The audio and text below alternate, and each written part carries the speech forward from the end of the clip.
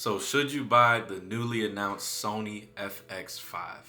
Depending on who you are and what you're going to be using it for, I think I might be able to help you out on if you should buy this camera, who it's actually for, and what its use cases are. I've been personally using the FX3 for all of my video content for some years now, and I've kind of divided the decision-making process into three main buckets. If you are one of the people who are just looking to buy your first camera for fun, just to post videos on Instagram and TikTok, I would say no, this camera is not for you. This is a professional cinema line camera, and Sony, amongst Canon and Nikon, have many other options for you to buy for your first camera, just so you can understand how to create videos, understand how to learn the settings, how to shoot and what settings to shoot on, what a camera is even for, all of that jazz. Please do not go out and get this camera as your first camera if you're just trying to upload videos to Instagram, TikTok, or even here on YouTube. They just announced the camera today, so I'm gonna go ahead and put the specs on screen right now for all of the nerdy stuff. And like I said, even if you're in this bucket, you probably don't even know what this stuff means. So don't go out and buy this $5,000 camera if you don't even know what type of camera you want, if you haven't picked between Sony, Canon, and Nikon, or you're just trying to upload to YouTube. Just go out and get the DJI Osmo 3 for your vlogs, or get the ZV-E1 to go ahead and get started. But for your first camera, that's a hefty price to go ahead and drop, especially if you know you just are doing this for fun, or you don't even know how long you want to be doing videos for, if you even like making content yet. So don't buy this as your first camera. I would definitely say no. But if you know in your heart of hearts that this is the camera that you want and you're going to use it for the rest of your life, which you can, because this camera pretty much has everything for you to be successful in your business, go ahead and get it. $5,000, go ahead and drop the price. If you're anything like me, I like to just spend the money. If I'm going to spend the money, I'm going to spend the money.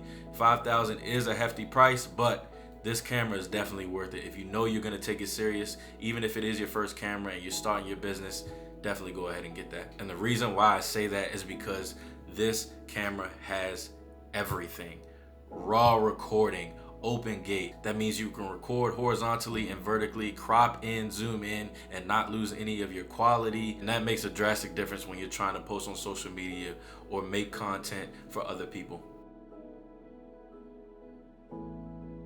Maybe you already have your first camera, but you're deciding between the FX3 and the FX5, and you were about to spend that money, you're about to swipe the card on the FX3, and now here they are with the announcement of the FX5.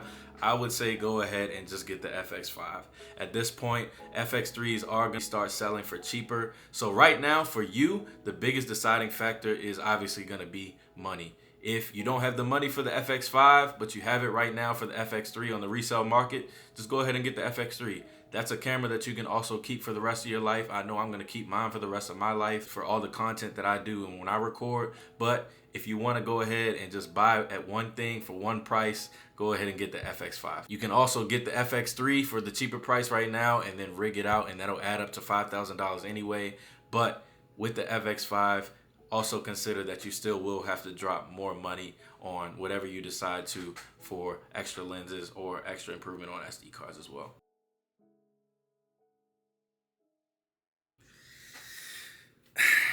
And last but not least, you are like me. Whether you shoot professionally or just for fun, you have an FX3 and you are deciding if you want to upgrade. Now this is where I say maybe. The FX5 is an improvement from the FX3, but you know you have an FX3, all of the footage is amazing. You shoot with the FX3. I'm gonna put some footage that I've shot with the FX3 on screen right now. I've been shooting with this camera for years. I had honestly no intentions of ever upgrading, just because it can do everything that I wanted to do with no problem. I've been using it, I've been getting paid for it, I've been recording my own content with it. This is where you make that decision on if you want to upgrade. We have so many ideas as creatives. As a videographer, as a content producer, whoever you might be, even if you do it just for other people, sometimes you can get stuck in that loop of always wanting to upgrade, always wanting to buy the newest thing just because it's there. Now, Sony does a really good job of their marketing. It honestly makes you want it because of all the new features, what it can do better than the camera that you have. And you kind of look at the FX3 like, man, before this FX5 got announced, look at how great this is. And now, oh, it's only $5,000. You start making excuses just so that you can buy the other camera. For me, I still am undecided if I'm going to get it, but I do understand that it is an upgrade. One of the biggest reasons on why I would go ahead and get it is because of the new triple base ISO, but it doesn't have internal ND filters. And I know a lot of people are gonna be, that's gonna be their X factor on why they're not gonna get it. And I completely understand that. That is probably one of my cons on why I probably won't get it.